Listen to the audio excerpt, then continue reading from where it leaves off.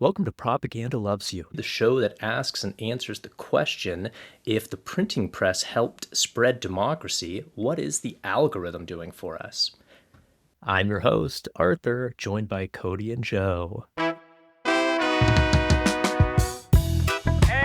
not what your country can do for you. Ask what you can do for your country. We shall fight on the beaches. We shall fight on the landing grounds. Mr. Gorbachev, tear down this wall.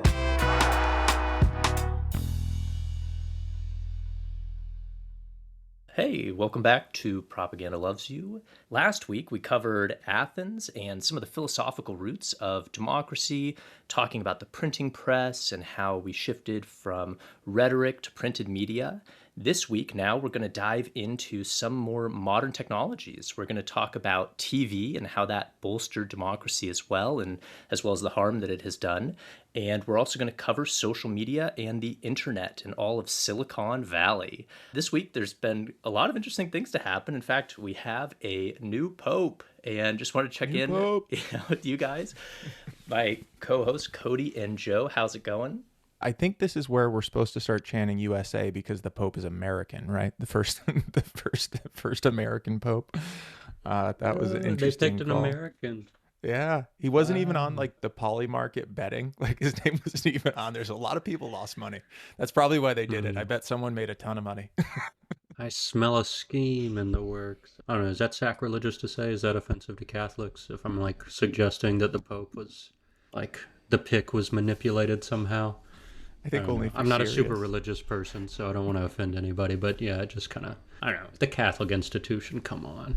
Yeah, I think, in last week's episode where we covered democracy, we can kind of say that in any sort of democratic vote, there's definitely going to be a narrative and a spin, and people are going to have to pick. Did either of you guys watch Conclave? I haven't seen it yet. It's a movie that recently came out that was literally about electing a new pope, and it happened like just before all this. I'll have to check it out.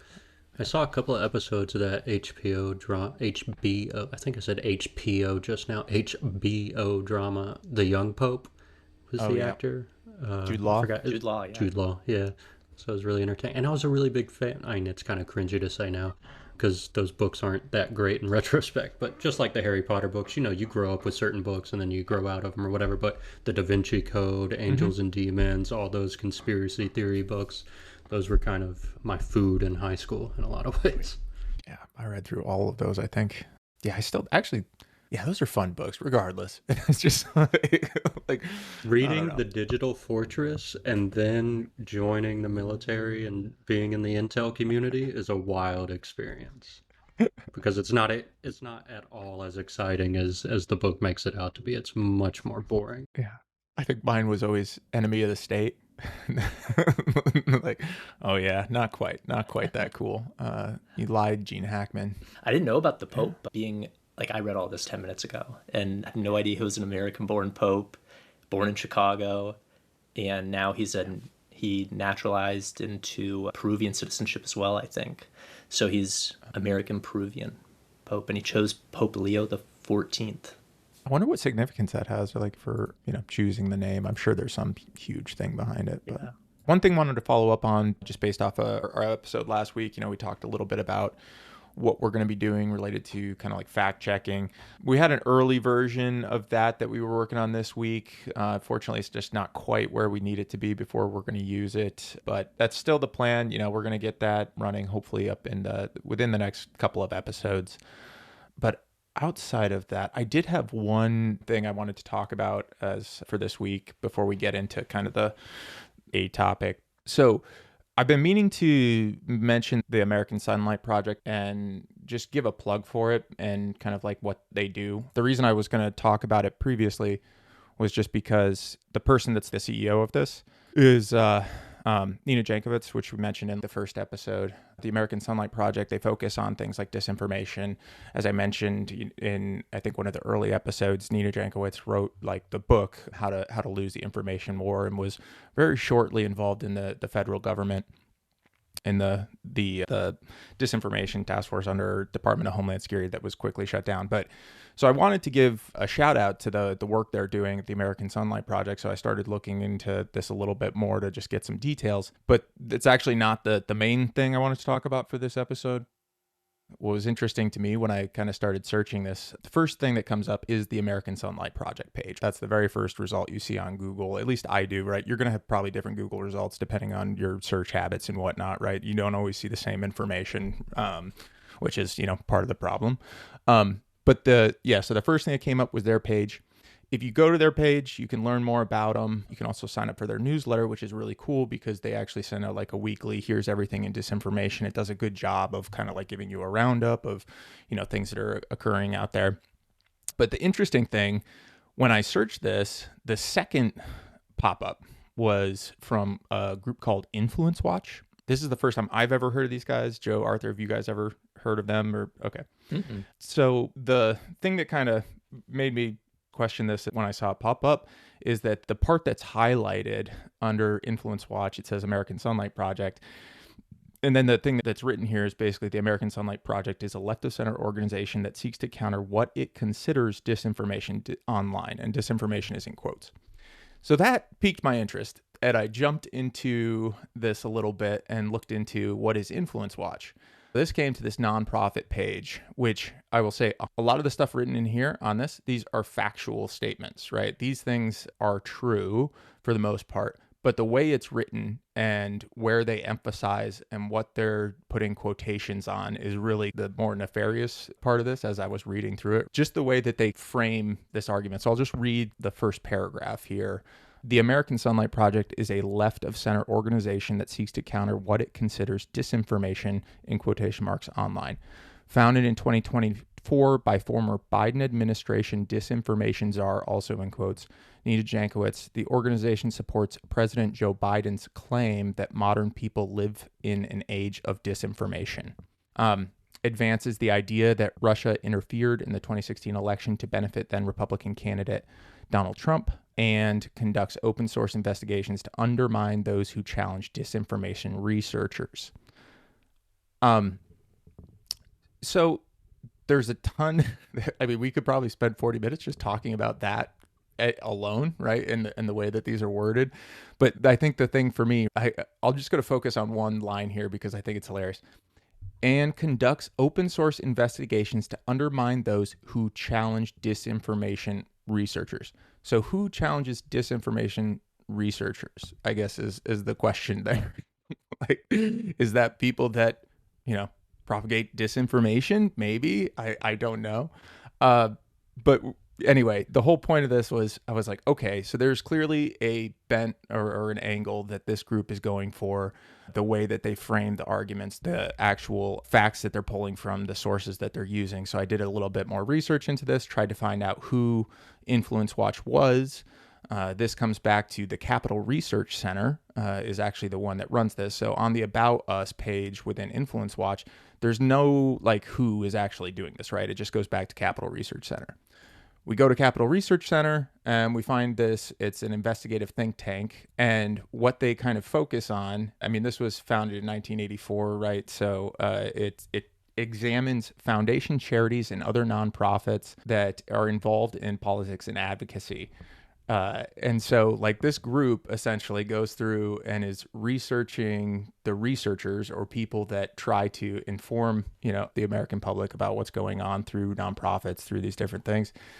And this is the group that kind of turns that lens back on those individuals and tries to paint them in a light that's pretty nefarious. The one last thing I'll say, the Capital Research Center does actually have like a more of an about us. They've got like a board and the staff that's actually part of this. So you can actually see who is on this, who is the board of trustees, and who's part of that. So you can get a lot more information about the Capital Research Center than the Influence Watch piece itself. So I'm just going to pause there and just, there's a lot more that this is like just quick research, quick looking into this, but any thoughts on any part of that we would want to talk about a little bit?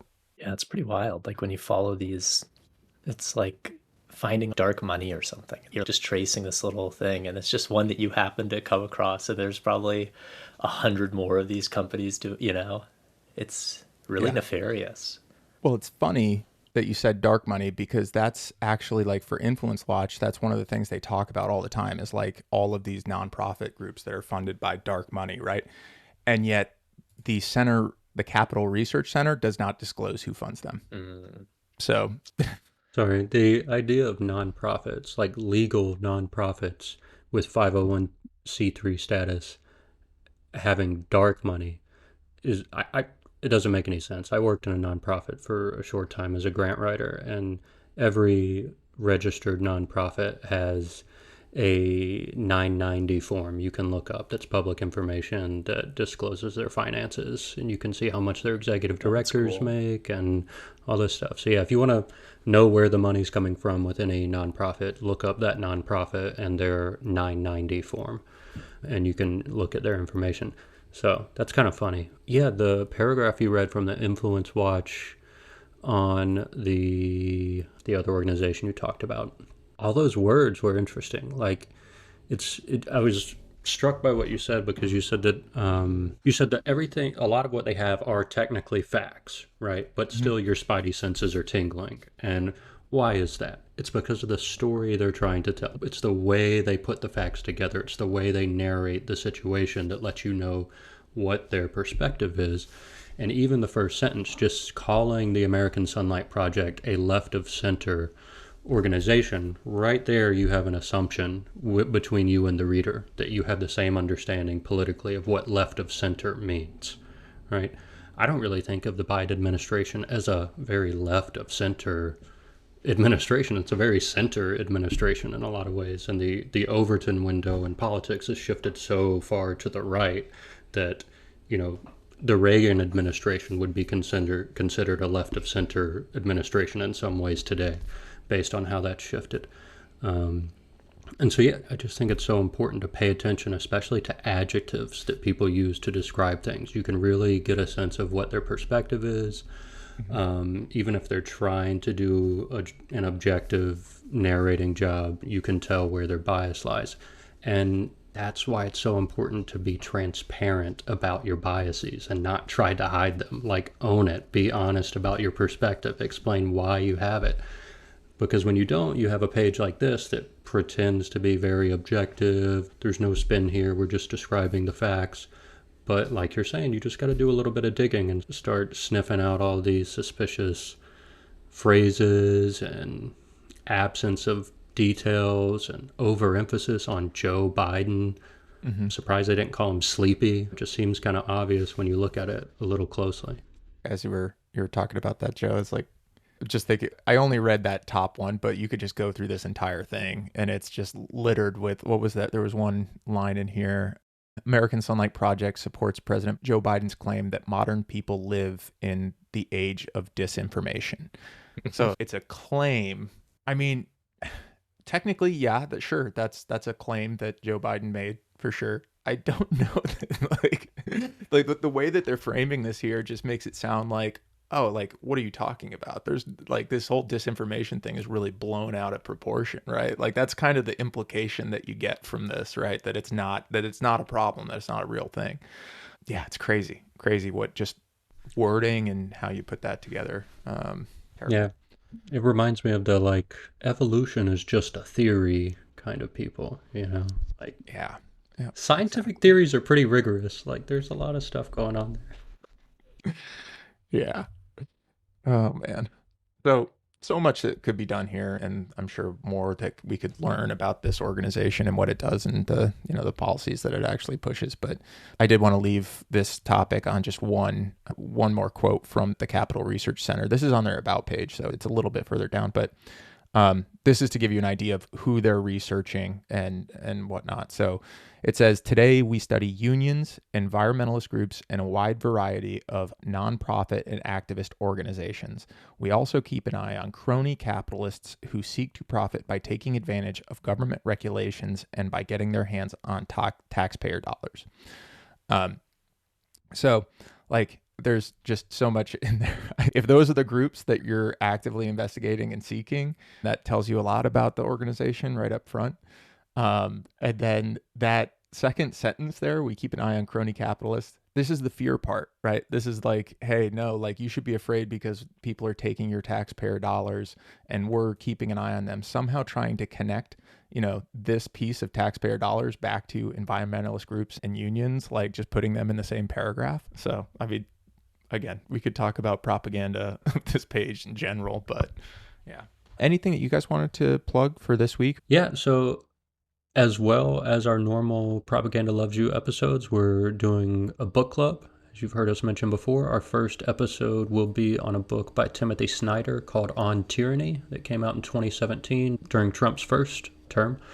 And so we dive into the details of that. We discuss some of the claims. I think we begin that conversation with a more general back and forth about the big picture claims of the book. And then on the back end of that conversation, we go through all 20 of his miniature lessons on tyranny one by one and sort of discuss each one in turn.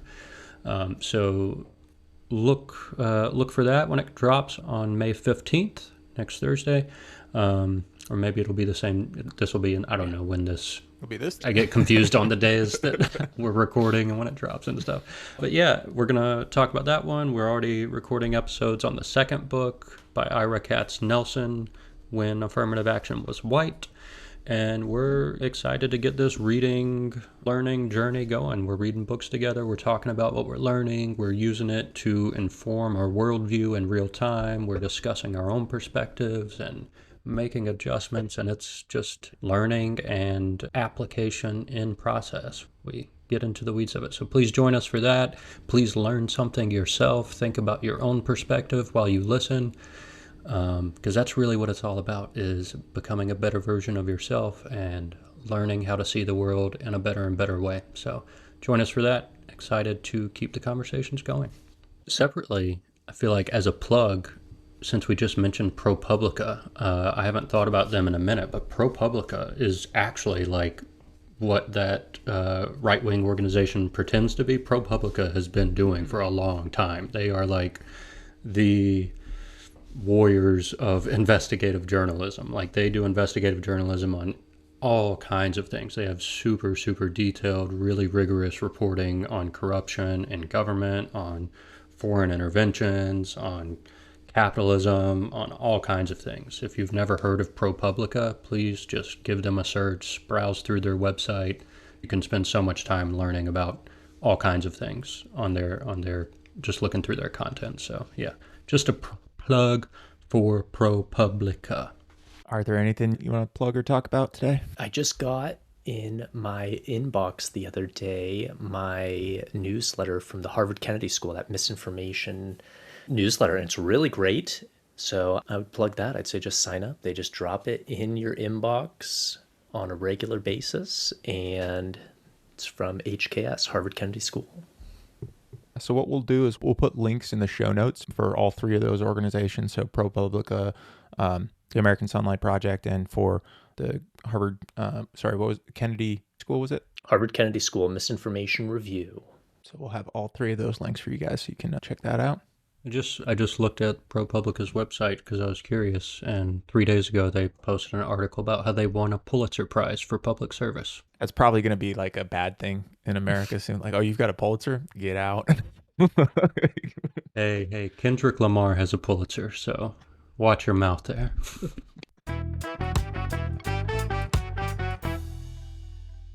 Please stay tuned for a word from our sponsors. Are you tired of juggling apps? Social media here, government services there. Introducing Obey, the only platform integrating your entire civic life. Wait, everything? My posts, my voting record, my public benefits, all in one place? Seamlessly. Obey streamlines democracy. Connect, share, and access services all verified through your unique Citizen Harmony score provided by Foresight Analytics. Wow. So my online activity directly impacts my real-world access? It ensures responsible engagement. Obey is more than social media. It's your portal to frictionless, unified society. Sign up and sync your life today. frictionless society contingent upon user alignment with current platform and state guidelines. Obey is not liable for societal friction experienced by non-compliant users.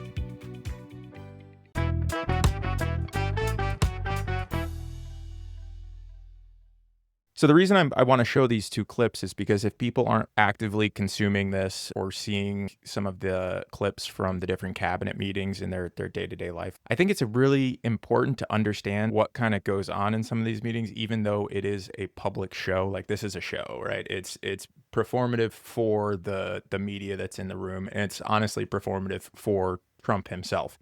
And you'll see that just in this first clip that I want to play really quick. Kim? Yes. President, your first 100 days has far exceeded that of any other presidency in this country, ever. Never seen anything like it. Thank you. Your directive to me was very simple: make America safe.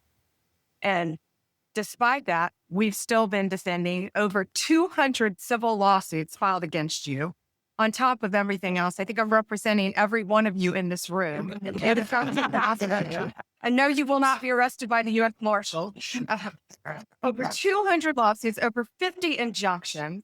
And now we've got multiple cases in front of the Supreme Court, and we will succeed. And we are doing great in front of the Supreme Court, President, and we'll continue on with that. I was at DEA yesterday, and they said to me, you, Donald Trump, have taken the handcuffs off of DEA agents. And as a result of, since you have been in office, President Trump, your DOJ agencies have seized more than 22 million fentanyl pills, 3,400 kilos of fentanyl since you've been your last 100 days, which saved, are you ready for this, median? 258 million lives. Kids are dying. Okay, so I just want to talk about math for just a really quick second. I don't know off the top of my head exactly what the population of the United States is, but I'm pretty sure it's around 330. 340 million. Yeah, 340 million. And yet we've saved 258 million lives from fentanyl overdoses in the first 100 days of Trump's presidency. And I know the argument there is that amount could kill that amount of people, but come on, what are we doing? Yeah, I know. It's if Biden held a press conference for stopping a drug that the U.S. already stops and then claiming that amount of drug, what? I do believe that Pam Bondi has never seen a greater 100 days in office, okay? And Pam Bondi, I do believe she represents everybody in the room as a lawyer. I just don't think that, what are the charges that she's representing these individuals for? Why are they all laughing about it? And like you were saying before, how it's also a performance for Trump, not just a performance for the media. I was noticing how many times she said his name as if, he's going to lose focus if you don't keep reminding him that it's about him. And the whole thing is just kind of jingling the keys in front of his face. And right here, pay attention, right here, this is what we're doing. And the way that some of these people in the ruling class, like Trump or even Elon Musk or Bezos or just people like this, constantly have to have their egos stroked to feel validated. It's the closest thing to love they'll ever feel in their life. It's just depressing to watch. These are deeply unhappy people who are just wielding power and making everybody miserable because they don't understand the extent to which they're unhappy. It just sucks. It sucks. Yeah, it does. And it's just, so, well, we don't have to talk about this one too much longer, but yeah, it's just, I guess just understanding that's the type of conversations that are being promoted to the media right now. And it's just it just blows my mind. This clip is fun to watch, especially I like watching JD Vance in the background as Pam Bondi's talking, watch him process. That's actually kind of fun to do. But anyway, last one I want to hit on. The only reason I want to talk about this is because we just had 3 episodes where we talked about history, the importance of history, and how interpretations of history could be different, and how that can be used against people. So this is just Stephen Miller talking about some changes that the administration wants to make and how education is done in America, but more specifically what he's talking about, just to give you the background because I'm not going to play the whole clip, is about funding for certain American schools and what they would want people to teach in those schools in order to get federal funding. So I'm gonna play this clip really quick. This administration is also fighting to get critical race theory out of our school districts. Children will be taught to love America. Children will be taught to be patriots. Children will be taught civic values for schools that want federal taxpayer funding.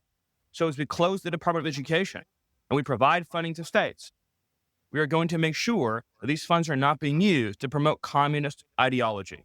For any nation to be successful, it cannot teach its children to hate themselves and to hate their country. So these are a few of the areas in which President Trump has fought the cancerous, communist, woke culture that was destroying this country, where we were led to believe that men were women, that women were men, that racial discrimination was good, that merit was bad, and that safety and physical security mattered less than the feelings of liberal ideologues. So, yeah, there's that. Just the way that he talks about what children will be taught and the way that it will be taught.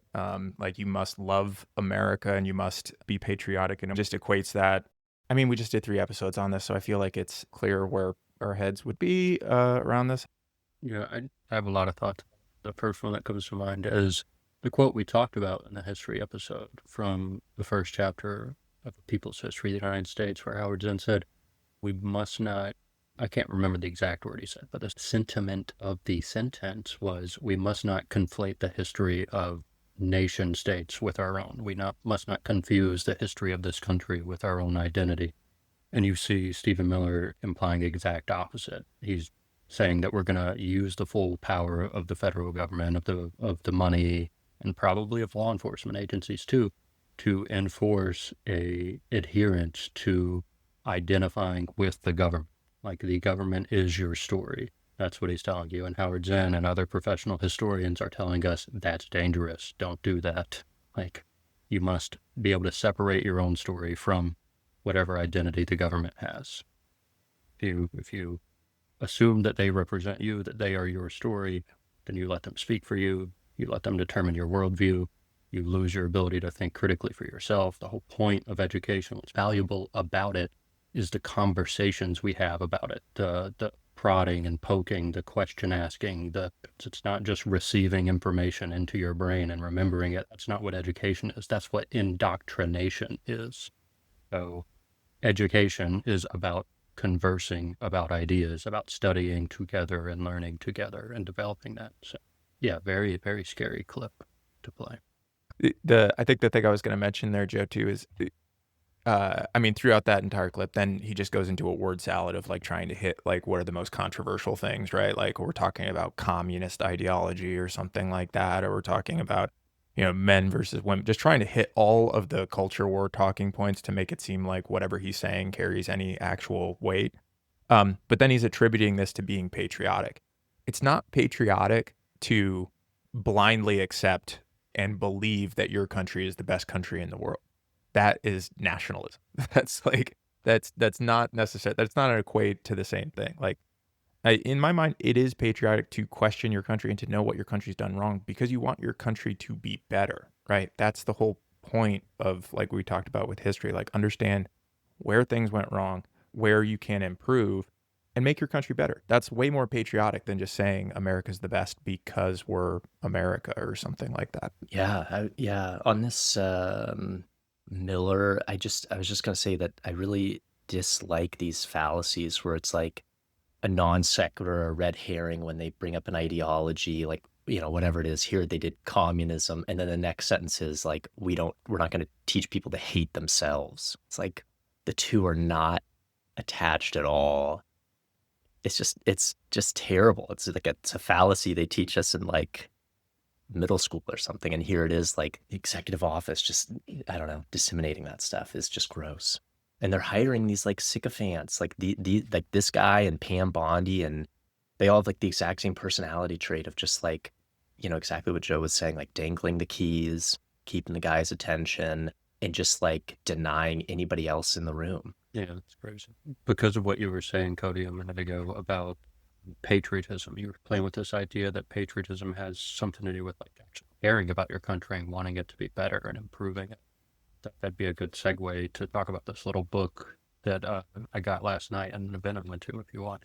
So the book is called Disability and Empire, Class, U.S. Imperialism, and the Struggle for Disability Justice. So it was written by 4 people who are members of the Party for Socialism and Liberation. Dun, dun, dun. And so one of the authors was there last night to talk about the book and answer questions and everything about it. And it was a really good event. I loved it. It was at Gallaudet University, which is the only deaf university in the world. And so it was kind of appropriate to have this conversation in a space that regularly deals with disability issues. Everyone who organized the event and hosted and everything were deaf people, and there were a lot of interpreters in the room working, and it was kind of cool to just see all that access going on in real time about this conversation about disability and society and stuff. And so just as a little taste for the book, I thought I could read the last page of the introduction, which is kind of a statement about what's possible in this country. So the clips we just listened to and talked about are examples of what society looks like when it's run by the ideology of capitalism, when the profit motive controls everything, and when the ruling class is really clenching onto their power and not letting it go. The consequences for everyday people, we've been seeing that in the past 100 days and well before that, but especially in the past 100 days. So the end of this introduction is sort of a counterpoint to that of what's possible instead of. So they say, we hope to stimulate a discussion about what the future could be for people with disabilities under socialism. Instead of poverty, discrimination, exclusion, and often ignored medical needs, we could have quality, comprehensive, and universal health care. We could have beautiful public and private spaces made accessible with universal design.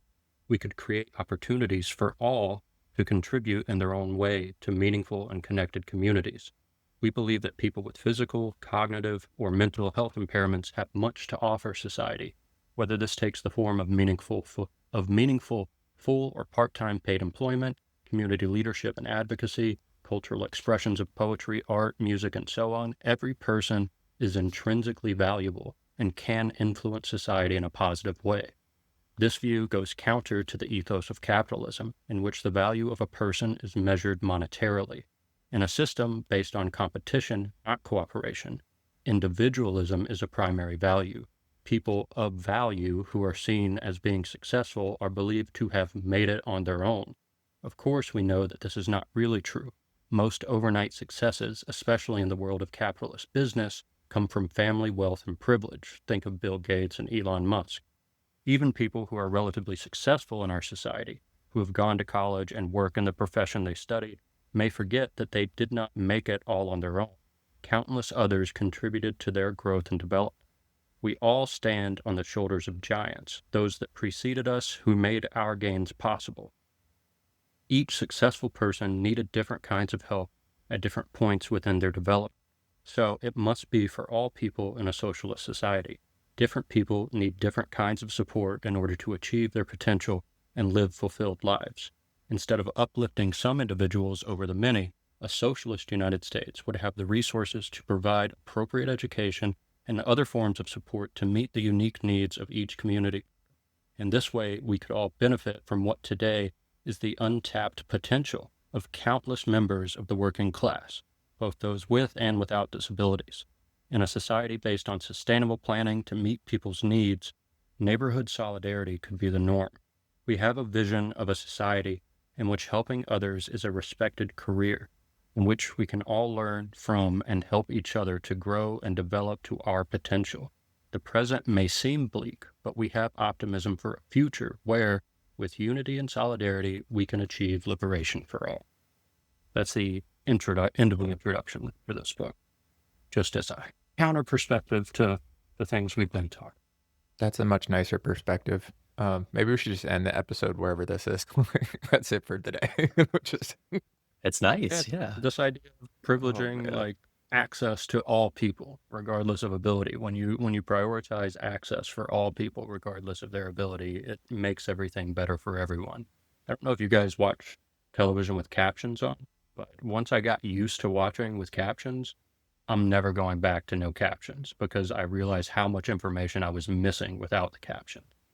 And it's like I can hear, but having that access makes it better for me, even though it's not intended for me. Does that make sense? So sort of prioritizing access for everyone makes it better for everyone.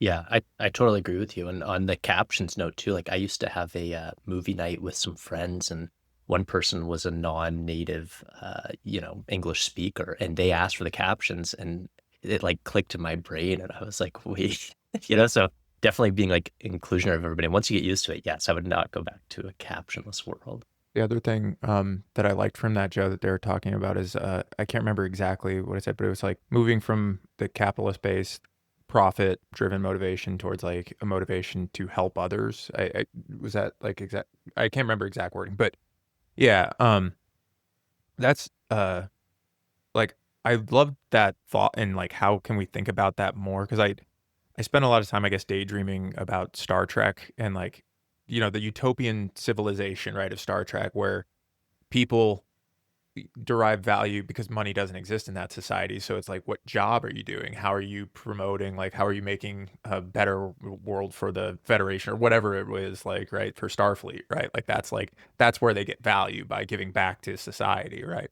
It's like, how do you transfer from where we are into that?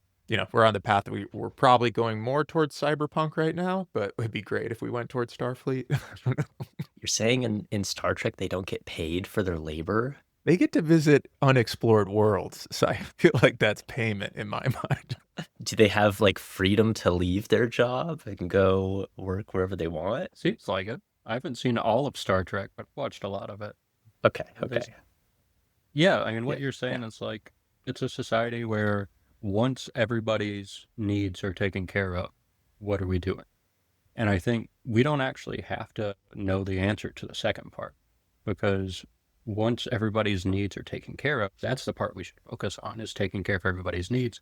People are going to have what Marxists like to talk about as self-directed free time. In a world where everyone has self-directed free time, they will inevitably find their natural way to contribute to their community. So when you take care of everybody's needs and they're sitting around having all their needs met, they're thinking about what could be interesting and fun and useful to do, and they're going to do the thing that makes sense for them. People are going to find their work in the world. And I think part of us has to just trust that innate capacity of human beings to be curious and involved in the world. And so once everyone's needs are met, we'll have more and more of that. People just doing the work that they want to do in the world, not having to worry about whether or not they're, competing or getting ahead or making money or whatever, because they have what they need. They're not worried about it.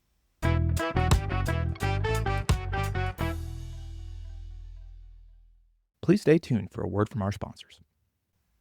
Kids today, they think history started last Tuesday and that sharing applies to the economy. We need schools that teach useful things, like obedience and maybe shapes. My Timmy came home asking if billionaires pay enough taxes. He used to just eat paste. Where did things go wrong? The diagnosis is clear: chronic critical thinking. But the Liberty Institute has the cure. Our pre-approved curriculum frameworks eliminate confusing ideas like empathy and questioning authority. Does it work? Are they learning the right facts? They're learning exactly they need to. Facts become simpler, history becomes happier, and dissent becomes unthinkable. It's education optimized for national harmony. You mean Timmy will go back to the paste? We can certainly provide resources on maximizing non-disruptive activities. The Liberty Institute, training, not straining, young minds. Our definition of education focuses on information retention and compliance, not independent thought or creativity. Paste eating not officially endorsed.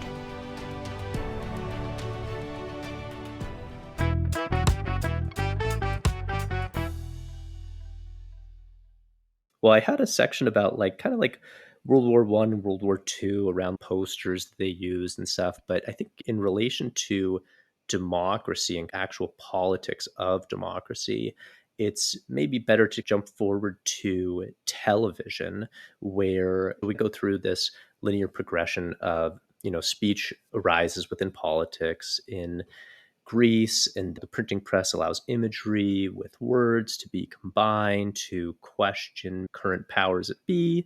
And then with television, you have moving pictures, you have sound, you have words, you have everything right in front of you. And all of a sudden, political advertisements became a different level of propaganda where they use sound bites and emotional appeal. And I watched a lot of political ads to kind of prep this. And I wanted to ask you guys if you had ever watched this. It's a 1964 ad for Lyndon B. Johnson. It's a famous ad called the Daisy ad. Does it have something to do with the nuke prince? Yes. Yeah, I think I vaguely know about this. It was pretty crazy. Where it's an ad, it's like a minute long, it's up on YouTube. And essentially, there's like this little girl in a field playing with a daisy, just picking it one by one. And then all of a sudden, a nuclear bomb goes off. And, the screen cuts to black and it says, "The time is too important. Vote Lyndon B. Johnson." So it's total fear mongering, total scare tactics. And it just seemed completely wild. Do we want to watch it? Yeah, definitely. Yeah. Let's get the correct political messaging. 3, 4, 5, 7, 6, 8, 9. 6, 5, 4, 3, 2, 1, 0. These are the stakes. To make a world in which all of God's children can live, or to go into the dark. We must either love each other, or we must die. Vote for President Johnson on November 3rd. The stakes are too high for you to stay home. That's crazy. Oh man, I was also just like unimpressed with like, I mean, the standards have risen so much on like speaking and like editing and everything. Like that was just crazy. I don't know, just the lazy countdown backwards and then boom. I don't know. It just seemed like such a low effort fear mongering video. Honestly, like I just wanted to comment on how terrible she was at counting, but then like it got to the point where it like zoomed in on the eye and it was like I was just getting like 1984 vibes, like just or like some weird mix of that and that scene from Terminator 2 when everyone gets blown up, or was that Terminator 1? Either way. Yeah, that was more intense than I thought it was going to be, I guess. Like just a bit more direct. Yeah, the longer shots too are interesting. I feel like these days with ads and TV in general, it's like 1 second shot, 2 second shot, but like just a long single camera shot. And that's kind of interesting too. Yeah, it kind of draws you in more, or at least it makes you develop more of an emotional connection, maybe because it's a longer time. Yeah. You think that's why they had her like mess up the counting? Like, I mean, it's kind of like, cute. it's like, yeah, it's It's like cute. make you like feel for that little kid more than like one that, Yeah. oh, this one actually counts right, so I don't give a shit about that one. It's like normalizes her. She's just a normal kid who screws up her numbers sometimes. Yeah. Yeah, it's kind of like numbers can be fun and you can play, and then Oh, numbers count down and it destroys. It's a really weird, like mirrored thing. Yeah. Yeah. It's also what LBJ said at the end, like, love each other or die. Like, wait, we love each other? Does that mean they're not going to drop the bomb? I don't understand. Oh man.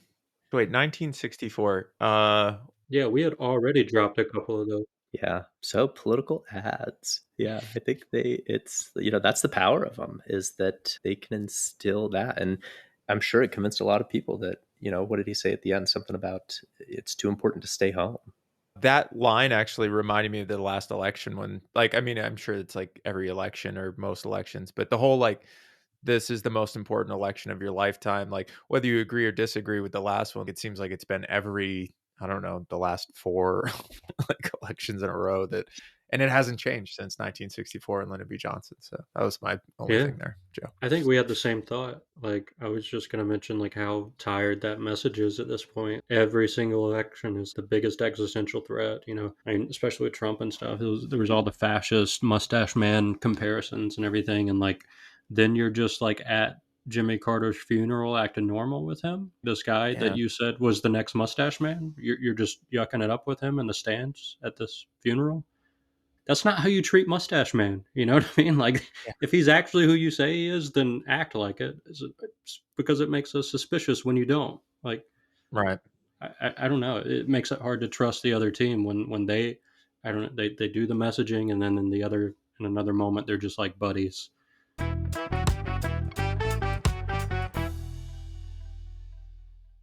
After 2010, super PACs and Citizens United allowed for unlimited spending on TV ads for political campaigns. So I think you guys were kind of discussing already, but my question after talking about this kind of stuff was going to be, how political polarization has been shaped now through propaganda and TV ads and the implications for democracy, given that. But I think you're kind of already highlighting that. Well, in like this is just an ad, but I mean, especially at least over the last couple of election cycles, it feels like the election cycle never ends, right? And so like you go from political advertising season to using the same exact high fear level rhetoric in just everyday Fox News morning shows, right? Or what pick your news program, whatever it is. Like it feels like that never actually stops in America. It just like continues. They just don't call it political ads at that point. It's just coming directly from, whatever news cycle. Yeah, the constant punditry is just insane. Yeah, and a lot of them are like, what do you call them? But like smear campaigns and whatever, especially on Fox News and stuff around like AOC or whoever you want to insert there. It doesn't matter, but yeah, just the synonyms that they use and the equating that they do. I don't know. It's really dangerous. It was I was really fortunate enough in high school. There was a class about media and propaganda and stuff like that. And one of the first things that we looked at was how Fox News likes to use the term some people, and then they just insert whatever they want. But they'll be like, some people say that abortions shouldn't, be in the, some people say, and then just go into a news segment. So it's like they're just using this phrase to justify whatever their thought is, saying it's like, oh, it's a common overnight, it's a thought. We all in the media or whatever in the population have it. It's Yeah. just like being aware of those kind of tools. Yeah. And it's so fast how it happens. And like we were saying earlier with the fact checking, like you could point out that by some people, they mean a representation of 0.0001% of society because it's just their buddy on Wall Street who said it. And that's some people. But by the time you do all that fact checking, the message has been seen by, 10 million people, and they've already been made to feel a certain type of way about whatever the content of that message was. It's like, it's impossible to keep up with it in that way. And yeah, I don't know. I was thinking about when you were talking about the Citizens United stuff and everything, and the 2020 election. I remember it was like a few weeks before the COVID lockdown started. I was just getting my hair cut somewhere, and they had the TV playing, and it was just like daytime TV, like some talk show. But the Democratic primary was, was alive and well at that time, and it may have even been like back in December of 2019 or something.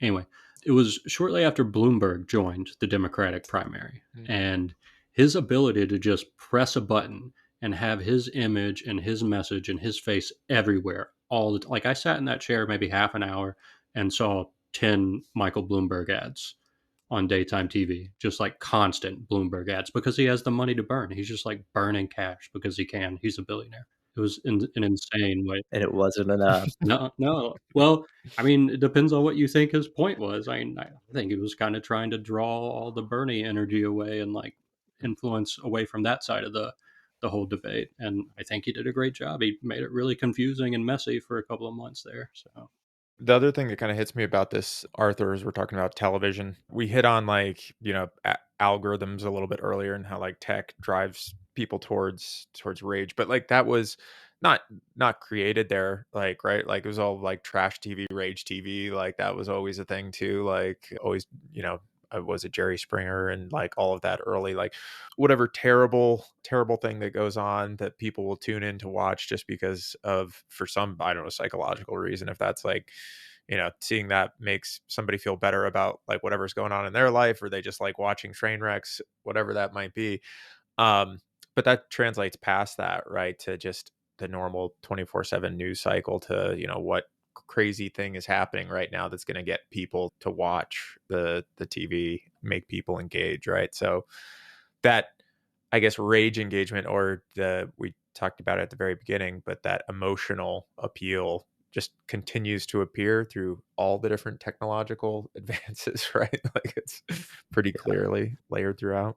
Yeah, definitely. And that's a great segue. I know we're going to do an episode like specifically on social media, but kind of to talk about it in like a democracy propaganda lens, it's definitely like evolved where now it's completely decentralized. It's, created algorithms, driven to push propaganda, especially on certain websites like X. And unlike, past propaganda, now it's not just coming from like a single source, like, some news station. It's actually highly personalized, it's highly targeted and individualistic.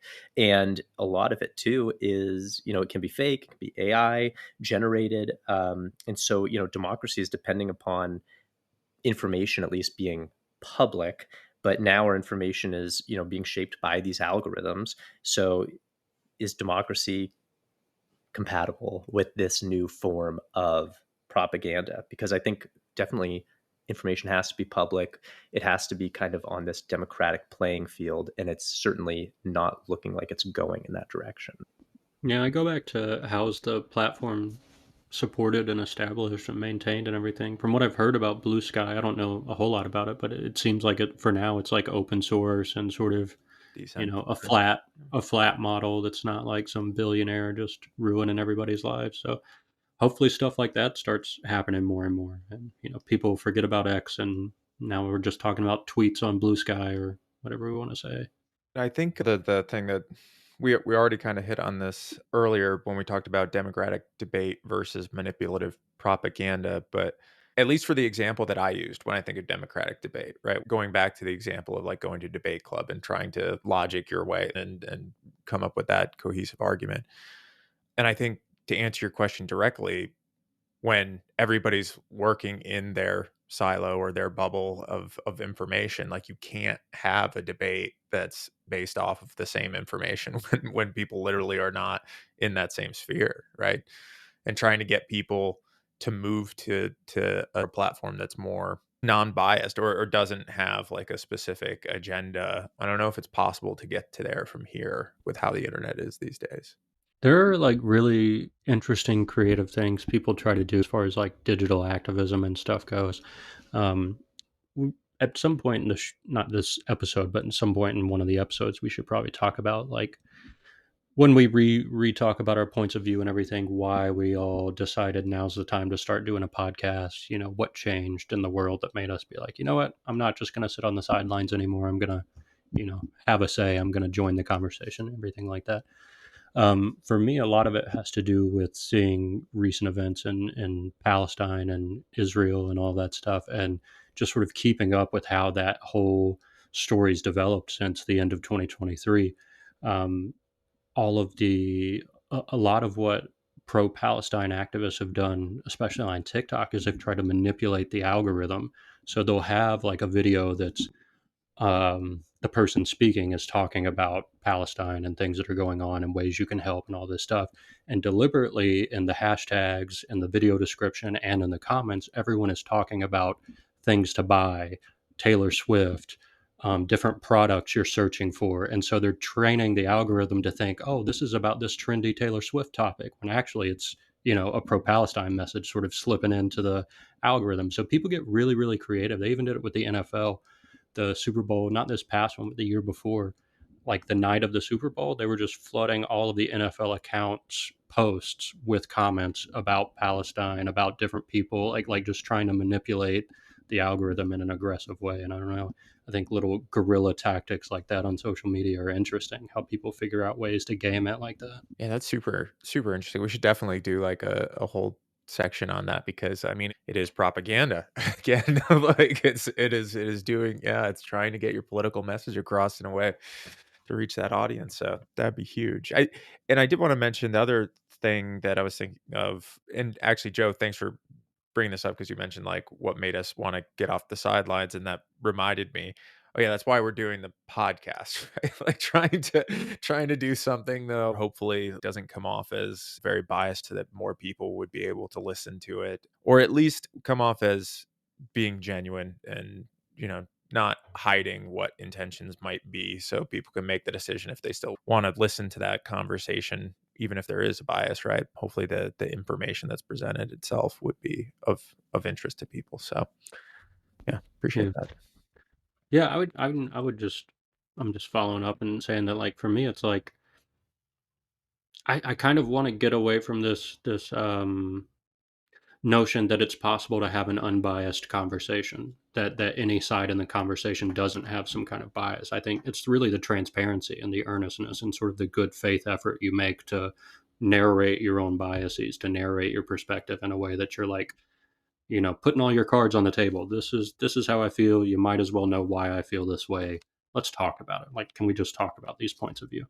And yeah, for me, it's really that transparency that I want to see more and more. It's just people being open about their point of view and willing to engage with different ones and fully knowing what everybody's situation is, what their motivations are, whatever. Because if you got good motivations, like that's an easy bias to defend. Some people are biased towards profit. Some people are biased towards mutual aid, and like those are meaningful differences to point out. Yeah, that makes sense. I was going to make a slight joke and say that it's hard to be open about, my viewpoints without ending up on too many lists. Especially when Elon's in charge of, all of it. And he's like doxing people like the judge's daughter. And it's just incredible. Yeah, it's scary for sure. Well, and it also just makes me think, Joe, your comment about like just being open and honest and like, here's my cards and everything like that. It made me think about the whole, I don't know what Project 2025 is. I don't even know these people. I don't know who like it is, like the comments that were coming from the administration. And now it's like a step-by-step following of pretty much everything that's been laid out in that so far. It's just like, a policy that was so amazingly toxic that they just had to publicly denounce every single thing associated with it. Yet here we are appointing the architect of it to head to OMB. Well, it's a great summation of like exactly what we're talking about, which is like rhetoric and persuasion in political speech, and doing one thing, saying one thing, and actually doing the other. And it is completely that, where they've now instilled all the people in power they said they were, and politically said that they weren't going to do it. They'll just lie to your face and then rub it in and laugh at you. Thought about that with the Super Bowl commercials this year. There were some of the commercials that were just, I felt like were just making fun of how tired working people are. Like, I don't remember specifically which commercial it was. It might have been a beer commercial or something, but they had these weird characters that were just like work drones, clocking in 9 to 5. I think it was like animals in human outfits or something. I don't remember. But clearly the message was like, you people work your asses off every day and you're exhausted and tired, and you got to go back and do it again tomorrow on Monday, but at least here's some cheap beer you can chug in the meantime. And I just felt like it was such a cruel ad campaign. Like, these corporations are just making fun of their customers, and like there's nothing you can do about it. All you losers got to go to work tomorrow because we said so. Drink our shitty beer, enjoy your football, whatever. I don't know. It just really fell over the top for me this year. Yeah, I don't know. It's like definitely a calculation all these corporations have used. It's just like, it's almost like data analytics, where they're just trying to create and go to their market segment, and they use, it's just like, it's insidious and it's grotesque. And then it's like cut to the commercial and it's like Michelin Ultra, whatever we got. It's a High Life. Yeah. We'll take. Hey, if we could get High Life to sponsor us, you take that. Yeah.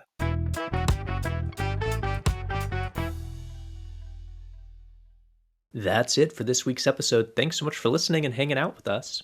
If you enjoyed the show, help us spread the word. Leave a rating or review, share it with your friends or family, or anyone who'd get something out of these conversations. Your ratings, reviews, and shares help this show grow. And the more people listening, the harder it is for propaganda to win. Until next time. Stay aware, stay safe, and remember, propaganda loves you.